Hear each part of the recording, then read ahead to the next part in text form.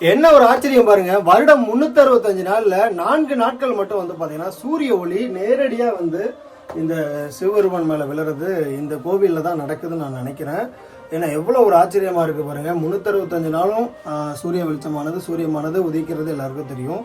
அதுல அந்த பங்குனி மாதம் 6 தேதியிலேருந்து 10 தேதி அந்த 4 நாட்கள் மட்டும் வந்து பாத்தீங்கன்னா இந்த சிவலிங்கத்து மேல நேரடியா வந்து சூரிய வெளிச்சம் வந்து பட்டுக்கிட்டு இருக்குன்னு சொல்லும் போது ஆச்சரியமா இருந்தது. அதை ஊர் மக்களும் அனைவரும் பார்த்துருக்காங்க, ஒரு சிலர் இல்லை. இது வந்து வருடம் வந்து இந்த கோவில்ல இந்த ஊர்ல ரொம்ப சிறப்பா நடந்துகிட்டு இருக்கு. திருச்சி மாவட்டம் திருவெரும்பூர் வட்டம் அங்க இருக்கிற சின்ன சூரியூர் அப்படிங்கிற ஊர்ல ஒரு வயல்வெளிக்கு நடுவுல வந்து பாத்தீங்கன்னா சரியான பாதை கூட இல்லாத ஒரு நிலையில இந்த கோவில் இருந்தாலும் இந்த கோவில்ல எத்தகைய ஒரு சிறப்பு இருக்கு பாருங்க. அது மட்டும் இல்லாம இந்த சிவலிங்கத்துக்கு பின்னாடி ஒரு சிவலிங்கமானது இருக்கிறத நினைச்சா ஆச்சரியமா இருக்கு. இதுவரை நான் இப்படி எங்கேயுமே பார்த்ததில்லை. நீங்க இப்படி எதுவும் பார்த்துட்டு இருந்தீங்க இல்ல இதுதான் முதல் முறை பாக்குறேன்னா இந்த சிவபெருமான் பேரை வந்து சிவசிவான்னு சொல்லுங்க. நன்றி.